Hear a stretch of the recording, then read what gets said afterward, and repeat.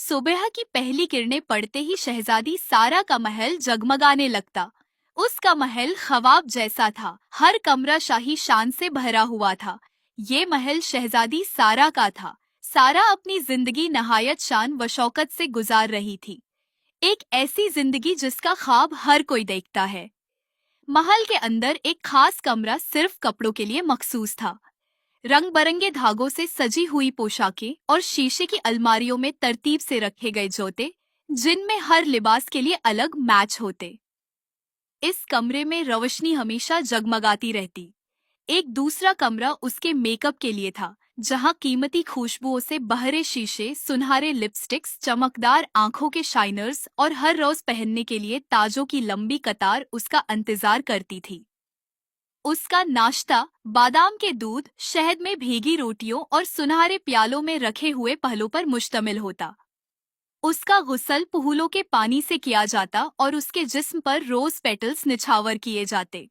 मगर सारा अक्सर अपने खूबसूरत कमरे के सिंगे मरमर के फर्श पर चुपचाप बैठकर आसमान को तकती रहती। क्या खुशी सिर्फ इन चीजों में है? वो खुद से अक्सर पूछती। लेकिन इन सब के बावजूद सारा की आंखों में एक अजीब उदासी थी।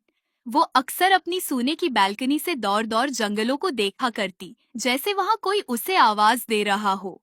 मुल्का माँ हर रोज सारा को शाही आदाब सिखाती थी। तख्त पर बैठने का तरीका, मेहमानों से बातचीत का अंदाज और दरबार के उसूल। मगर सारा के दिल में कुछ और ही ख्वाहिश थी। वो चाहती थी कि उसकी माँ उसे गले लगाए, जैसे आम माएं अपनी बेटियों को लगाती है। उसूलों के पीछे छुपा हुआ वो प्यार सारा को कहीं नहीं मिलता था। जब सब सो जाते, वो चुपचाप अपना चमकदार लिबास उतारकर सादा नाइट सूट पहन लेती। आईने के सामने खड़ी होकर आहिस्ता आहिस्ता नाचती, सिर्फ अपने लिए। एक रात वो अपनी खिड़की से बाहर देख रही थी।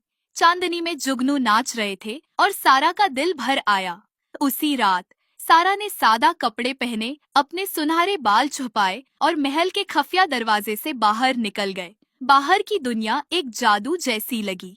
बाजार की रौनकें, बच्चों की हंसी और एक बूढ़ी औरत की कहानियां। पहली बार सारा ने महसूस किया कि वो जी रही है। उसने चाय पी, बच्चों के साथ खेला और सितारों के नीचे सोई। जब सारा वापस लौटी, मलिकी माँ का चेहरा गुस्से से कांप रहा था। उन्होंने कहा, तुमने शाही कानून तोड़ा है, कैद खाने में जाओ। कैद खाने की सर्द पथरीली दीवारें सारा को घूर रही थी। तभी चांदनी दीवार पर पड़ी और कुछ चमकने लगा। चांदी के फूल एक एक करके उभरने लगे। फिर अचानक दीवार में एक जादुई दरवाजा खुल गया।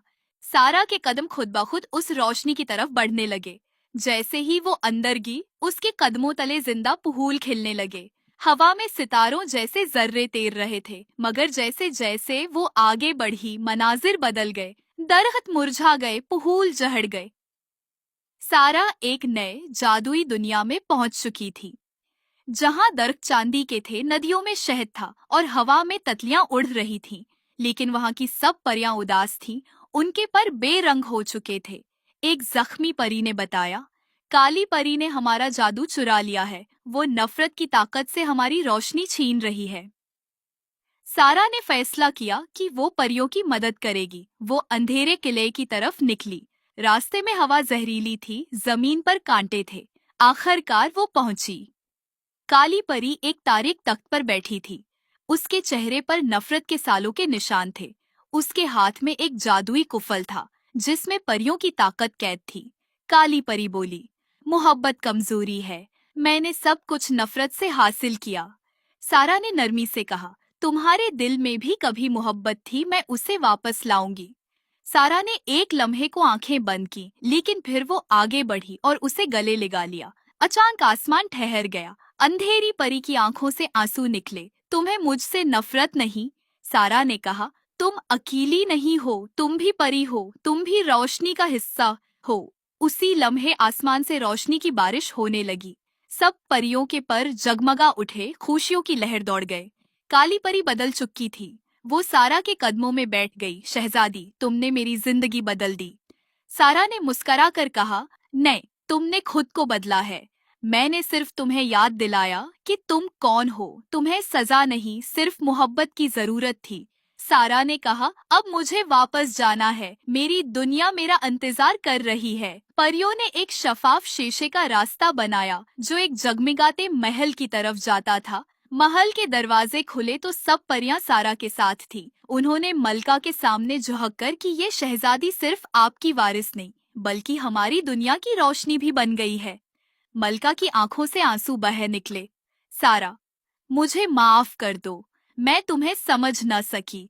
मलका माँ, जिनकी आंखों में आंसू थे, पहली बार अपनी बेटी को गले लगाया। उस ताजपूशी पर दोनों दुनिया के लोग मौजूद थे, इंसान और परियां। फूलों की बारिश हो रही थी और हर तरफ गीत गूंज रहे थे। परियों ने 2 ताज पेश किए, सोने का इंसानी ताज और चांदी का जादुई ताज जिसमें जिंदा फूल खिलते थे। अब सारा दोनों दुनिया की मलका थी। इंसानी दुनिया में वो इंसाफ की अलामत थी और परियों की दुनिया में वो जादू की मुहाफिज थी। वो अब सिर्फ ताज नहीं पहनती थी बल्कि मोहब्बत की ताकत से हुकूमत करती थी।